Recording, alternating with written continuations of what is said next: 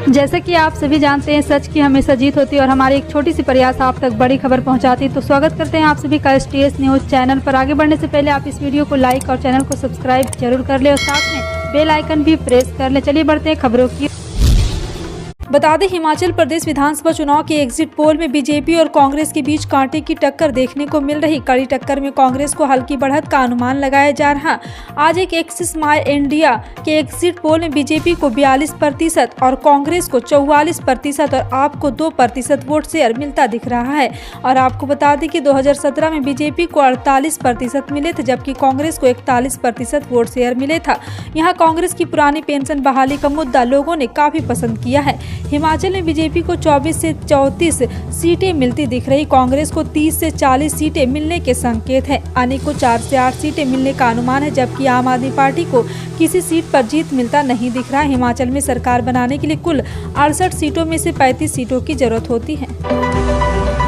Supreme court ने एक अजीब सी जनहित याचिका 1 लाख रुपए की जुर्माने के साथ खारिज कर दी। शीर्ष अदालत को दी गई अर्जी में मांग की गई थी कि अनुकूल चंद्र ठाकुर को ही एकमात्र भगवान माना जाए। याचिका खारिज करते हुए सुप्रीम कोर्ट ने याचिकाकर्ता उपेंद्र नाथ दलाई से कहा है कि आप चाहे जो माने, लेकिन आप देश के सभी नागरिकों को अनुकूल ठाकुर को भगवान मानने को कैसे कह सकते हैं। याचिकाकर्ता की जुर्माना नहीं लगाने की गुजारिश पर सुप्रीम कोर्ट ने कहा है कि आपने जनहित याचिका का दुरुपयोग किया है। हमने तो कम जुर्माना लगाया, किसी को हक नहीं कि जनहित याचिका का दुरुपयोग करे।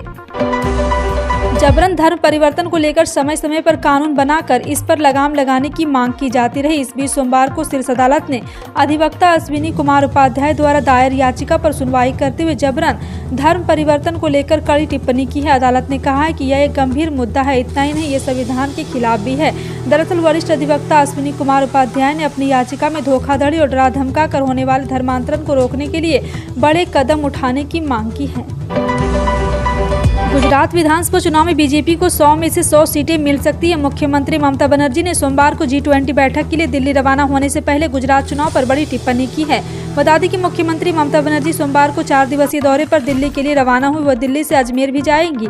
मुख्यमंत्री ममता बनर्जी ने एयरपोर्ट पर पत्रकारों के सवाल के जवाब पर यही बात कही। ममता बनर्जी ने गुजरात विधानसभा चुनाव के नतीजों को लेकर बड़ी टिप्पणी की है। उन्होंने कहा है कि वो स्पेशल है। गुजरात विधानसभा चुनाव में बीजेपी को 100 में 100 सीटें मिलेगी। ममता बनर्जी ने कहा, खास होने के कारण है, सभी के नियमों का पालन करना पड़ता है, पर पीएम मोदी के लिए सब छूट है।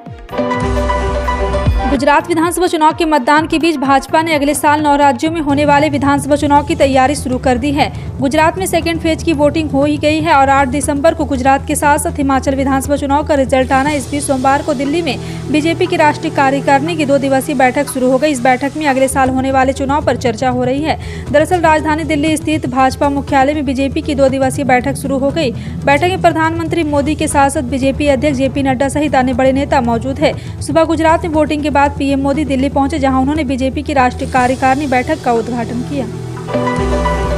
प्रधानमंत्री नरेंद्र मोदी 11 दिसंबर को देश में 6ठी semi high speed Vande Bharat Bilaspur Nagpur मार्ग पर संचालित होने वाली ट्रेन का उद्घाटन करेंगे। इस बात की जानकारी रविवार को भारतीय रेलवे के एक अधिकारी ने दी है। अधिकारी के मुताबिक ट्रेन सप्ताह में 6 दिन चलेगी और यात्रा का एक चरण करीब 4.5-5 घंटे होगी। और आपको बता दें कि अधिकारी ने कहा है कि बिलासपुर नागपुर वंदे भारत ट्रेन का उद्घाटन रविवार को प्रधानमंत्री नरेंद्र मोदी नागपुर में करेंगे। इस साल प्रवासी भारतीयों की विदेश में कमाकर भेजी जाने वाली राशि 8 लाख करोड़ रुपए पार कर जाएगी। वर्ल्ड बैंक की रिपोर्ट में इसका खुलासा किया गया है। जी हां, आपको बता दें कि रिपोर्ट में बताया गया इस साल भारतीय प्रवासियों की कमाई में पिछले साल की तुलना में 12% की बढ़ोतरी दर्ज की सकती है, जबकि साल 2021 में 20 के मुकाबले यह बढ़ोतरी केवल 7.5% की हुई। विदेशों में जाकर कमाई करने वाले उसे अपने देश पैसा भेजने के मामले में भारत पहले नंबर पर है। पहले भी भारत इस मामले में पहले रैंक पर ही था। चीन, पाकिस्तान, मैक्सिको, मिस्र और फिलीपींस इस मामले में भारत से पीछे हैं। केरल विधानसभा के 7वें सत्र के पहले दिन सोमवार को तिरुवनंतपुरम नगर निगम के महापौर की कथित चिट्ठी के आधार पर पिछले दरवाजे से नगर निकाय में नियुक्तियों को लेकर सत्तारूढ़ वाम लोकतांत्रिक मोर्चा और विपक्षी संयुक्त लोकतांत्रिक मोर्चा ने एक दूसरे पर जमकर आरोप प्रत्यारोप लगाए। यूडीएफ ने महापौर के इस्तीफे की मांग की, जबकि सत्तारूढ़ पक्ष ने आरोपों से इनकार करते हुए उन्हें झूठा करार दिया है। यूडीएफ ने सदन की कार्रवाई स्थगित कर उसके द्वारा उठाए गए मुद्दे पर चर्चा की मांग की, जिसे विधानसभा अध्यक्ष ने स्थानीय निकाय मंत्री MP राजेश के बयान के बाद खारिज कर दिया। राजेश ने दावा किया है कि सभी अस्थायी और अस्थायी नियुक्तियां लोक सेवा आयोग या रोजगार कार्यालय के माध्यम से की गई हैं। प्रधानमंत्री नरेंद्र मोदी अगले महीने जनवरी में मुख्य सचिव के दूसरे राष्ट्रीय सम्मेलन की अध्यक्षता करेंगे। एक वरिष्ठ अधिकारी ने इसकी जानकारी दी है। अधिकारी के मुताबिक प्रधानमंत्री मोदी केंद्रीय बजट 2023 से 24 के पहले दिल्ली में मुख्य सचिवों के दूसरे राष्ट्रीय सम्मेलन की अध्यक्षता करेंगे। अधिकारी ने बताया कि मुख्य सचिव का दूसरा राष्ट्रीय सम्मेलन अगले साल जनवरी में दिल्ली में आयोजित होगा। ये सम्मेलन केंद्र और राज्य सरकारों के बीच साझेदारी की और मजबूत करने की दिशा में एक महत्वपूर्ण कदम साबित होगा। पीएफ खाता धारकों के लिए अच्छी खबर है। मीडिया रिपोर्ट के मुताबिक कई लोगों को वित्त वर्ष 2022 का ब्याज मिलने लगा है। कर्मचारी भविष्य निधि संगठन ने पीएफ खातों में ब्याज को जमा हुई और उसे लोगों के देना शुरू कर दिया है। 7 करोड़ पीएफओ ग्राहक जल्द ही अपने खाते में 81,000 करोड़ तक की राशि आने की उम्मीद कर सकते हैं। कहा जा रहा है कि इस महीने के अंत तक बड़ी खुशखबरी मिल सकती है। और आपको बता दें कि इस साल के लिए ब्याज दर 8.1% है, जो 40 साल में सबसे निचला स्तर है। जिन लोगों के खाते में 10 लाख रुपये, उन्हें 81,000 रुपये ब्याज मिलेगा। पीएफ खाते में 7 लाख रुपए रखने वालों के लिए 56,700 रुपये का ब्याज मिलेगा। कोई भी पार्टी तृणमूल कांग्रेस या कांग्रेस झालदा में अपनी पसंद का चेयरमैन नियुक्त नहीं कर सकती है। कलकत्ता हाईकोर्ट ने सोमवार को इस संबंध में स्टे ऑर्डर जारी कर दिया है। उन्होंने कहा है कि पुरुलिया के जिलाधिकारी अगले 1 महीने तक झालदा नगर पालिका की सारी जिम्मेदारी संभालेंगे। नतीजतन तृणमूल जो पहले से ही पार्षद जोबा के चेयरमैन बनाने का निर्णय ले चुकी थी, लागू नहीं किया जा सकेगा। इसी तरह झालदा नगर पालिका में विश्वास मत जीतने के बाद कांग्रेस द्वारा महापौर नामित की गई शीला चट्टोपाध्याय कार्यभार नहीं संभाल पाएंगी। भारतीय टीम को बांग्लादेश दौरे पर अच्छी शुरुआत नहीं मिली थी। उसे रविवार को खेले गए पहले वनडे मैच में मेजबान टीम ने हरा दिया था। टीम इंडिया इस मैच में जीत के पास आकर हार गई थी। अब टीम इंडिया को एक और बड़ा झटका लगा है। बता दें कि अंतर्राष्ट्रीय क्रिकेट परिषद ने भारतीय टीम पर पहले वनडे में धीमी ओवर गति को कारण मैच फीस का 80% जुर्माना लगाया गया है। आईसीसी ने एक बयान जारी कर इस बात की जानकारी दी। भारतीय टीम ने तय सीमा में जितने ओवर किए जाने थे उससे 4 ओवर कम किए थे। इस मैच के रेफरी रंजन मधुगले ने टीम इंडिया पर जुर्माना ठोका है। यूपी विधानसभा में शीतकालीन सत्र के पहले दिन वित्त मंत्री ने अनुपूरक बजट पेश किया। इस बजट में नई योजनाओं के लिए 14,000 करोड़ रुपए का प्रस्ताव किया गया। इस दौरान सपा के विधायकों ने धरना प्रदर्शन कर विरोध जताया। समाजवादी पार्टी के विधायकों ने मौजूद सरकार पर गंभीर आरोप लगाए हैं। प्रदर्शन के दौरान सपा विधायक हाथों में तख्तियां लेकर विरोध कर रहे थे। सपा नेता ने कहा है कि राज्य में बीजेपी ने अराजकता फैलाने का काम किया। यहाँ कानून का राज खत्म हो गया है। बीजेपी लोकतंत्र की हत्या कर रही, चुनावों को सरेआम धांधली हो रही है। करीब 66% भारतीयों का यह मानना है कि साल 2030 तक इलेक्ट्रिक व्हीकल्स की संख्या पेट्रोल डीजल वाले व्हीकल्स से आगे निकल जाएगी। एक निजी सर्वे में यह बात सामने आई है। यह सर्वे ACKO और युगो इंडिया किया है। इसके मुताबिक ज्यादातर भारतीय कंज्यूमर अपने फायदे के लिए इलेक्ट्रिक व्हीकल में निवेश करना चाहते हैं, जबकि 56% इलेक्ट्रिक वाहनों को इसलिए खरीदना चाहते हैं क्योंकि ये पर्यावरण के लिए अच्छा है।